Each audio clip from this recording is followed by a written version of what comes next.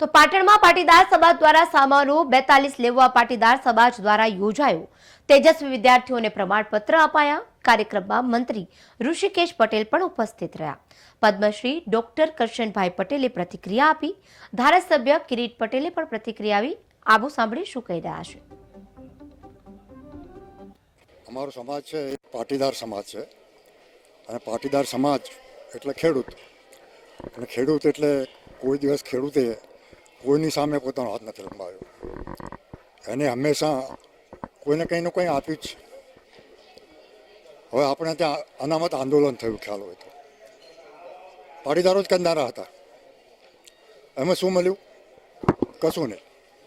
આપણા યુવાનો શહીદ થયા અને જેમણે આંદોલન કર્યું હતું એમણે એમનો રાજકીય રોટલો શેકી ખાધો।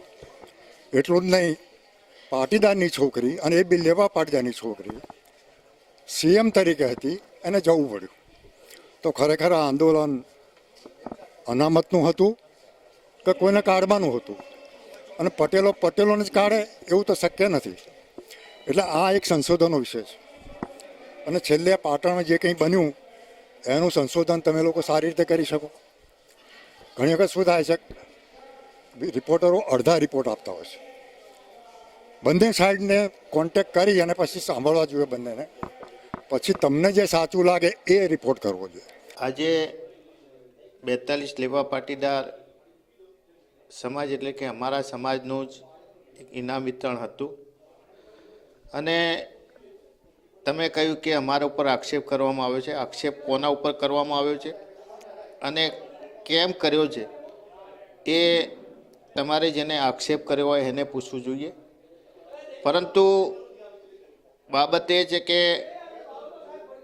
કરશનભાઈ પટેલ નિર્માના માલિક એમને એવું કહ્યું કે પાટીદાર આંદોલન થયું અને પાટીદાર આંદોલનથી સમાજને શું મળ્યું અને આનંદીબેન જેવા એક પાટીદાર મહિલા મુખ્યમંત્રીનો ભોગ લેવાયો।